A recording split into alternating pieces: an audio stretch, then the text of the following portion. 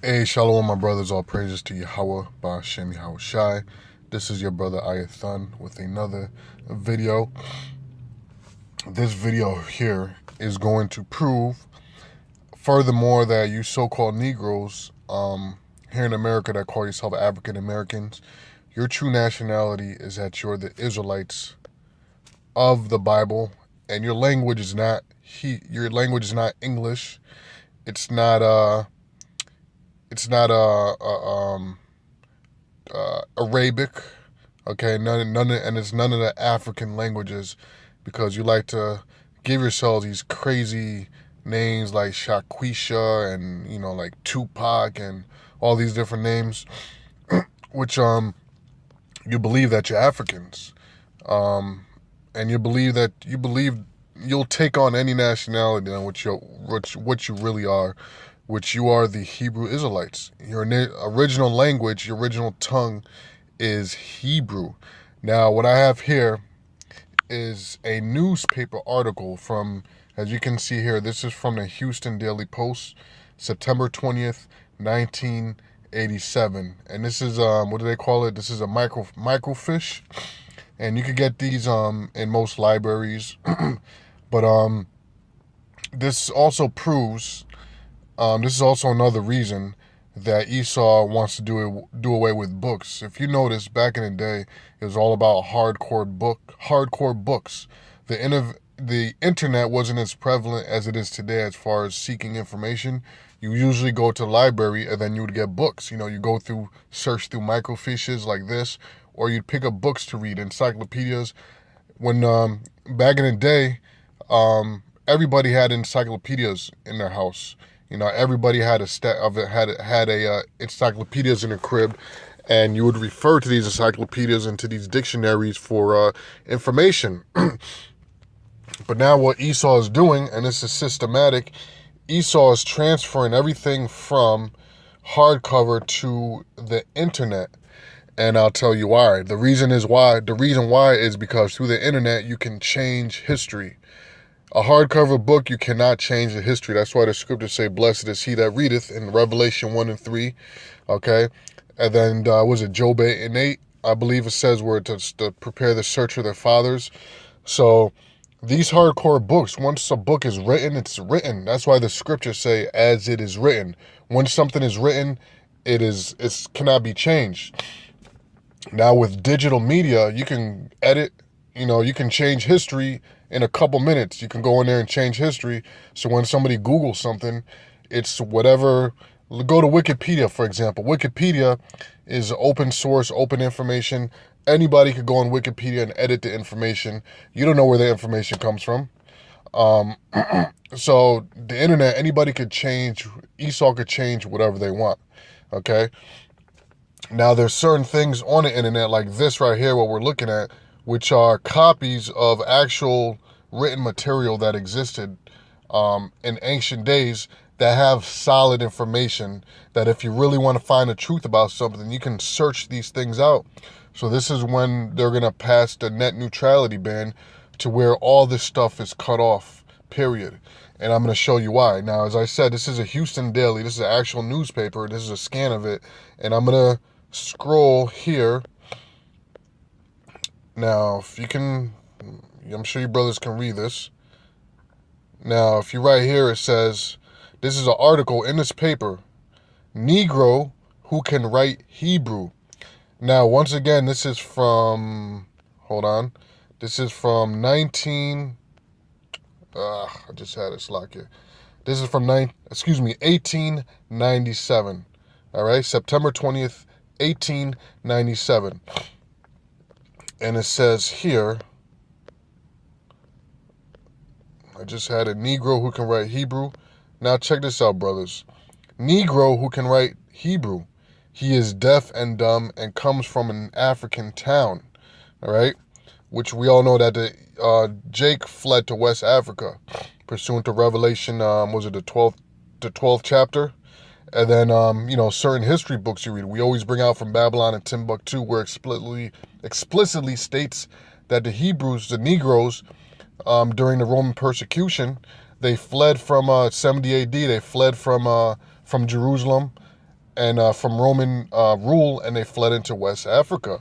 Okay, so this is where this deception that we're Africans came from, because that's when the Ham sold us, and you can read about this in the scriptures. What is it in Joel? Okay, when Ham sold us to Esau, we were living in West Africa. So this is why it says he is deaf and dumb, comes from an African town, because that's where the slaves came from. Now, this is in Hartford, Connecticut, as you can see here. Hartford, Connecticut, September 19th. A young African Negro has been in the city for the last few days who claims to be a Hebrew. He is deaf and dumb and as black as an ace of spades. Now, when you read that, I know immediately a scripture comes to mind. And I want to know if any of you brothers, a scripture sparked in your mind, but this is Lamentations. Lamentations 4:7, referring to our own people, to Jake. Her Nazarites were purer than snow. They were whiter than milk.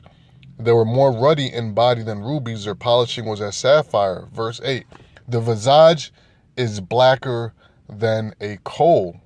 All right? The visage is blacker than a coal. Now, if you read this here, what does it say? It says, he is deaf and dumb and as black as an ace of spades. Right? Reading down, it says, he carries a pad of paper with him and answers all questions by writing them in Hebrew and Loshen Kodesh, right? Now, if you brothers immediately, you should know what it's referring to. Now, this is written in, I guess you can call this some Old English, but this is Lashon Kodash, which we always teach you brothers. Lashon Kodash, which means what? The pure tongue, or you can say the holy tongue, or you can also say pure or holy language, okay? But it literally means the holy tongue, Lashon Kodash, okay? So in Hebrew and Lashon Kodash, which is the ancient, what we call Paleo-Hebrew, it says, what excites the most wonder is that he writes Lashon Kodash very rapidly. Why? Because he's an Israelite. Okay, from West Africa, an Israelite, probably from Fort Judah. Now, you brothers know, you can go, this is very well-known history. Oh, let me go here. In West Africa, right here, you had different forts. Now, this is the kingdom of Judah, which really stands for Judah, or Yahawada, right? The kingdom of Yahawada was a kingdom on the coast of West Africa, in the boundaries of the modern nation of Benin. So these people from Benin and from this area of West Africa, they're from what? The kingdom of Judah, okay? So this is most likely where this guy came from, but this is just further proof. You just got to put the pieces together, man, okay? That we are the Israelites. Now, going back to the article, let's read further. Okay. It says, he writes very rapidly. It is a language of the books of Moses and is made a special study of, spoken and written with the ease only by rabbis and highly educated Hebrew. So in other words, the way this Jake was writing a Hebrew was like he's known it all his life. And they're saying only highly educated Hebrews and highly educated rabbis could write in a manner that this guy was writing this Hebrew with ease, okay? It says, the Negro was sent to one of the rabbis of Hartford, who is perfectly satisfied that he is a Hebrew. Yeah, because this guy probably knows that he's an actual Israelite, and he couldn't help but be astonished at the way this guy was writing. And they probably use this guy. You know, they use him for some information gathering, to help them write some stuff, or to help them correct whatever they was working on, right? It says, a Negro was sent to one of the rabbis of Hartford who is perfectly satisfied that he is a Hebrew. He says that he came from a large town in Africa. We just showed you the kingdom of Yahawada. A large town in Africa where there is a tribe of about 20,000 black Hebrews who speak Lashon Kodash and are quite prosperous. In other words, we was doing our thing over there in West Africa. You know, Jake was doing a thing over there.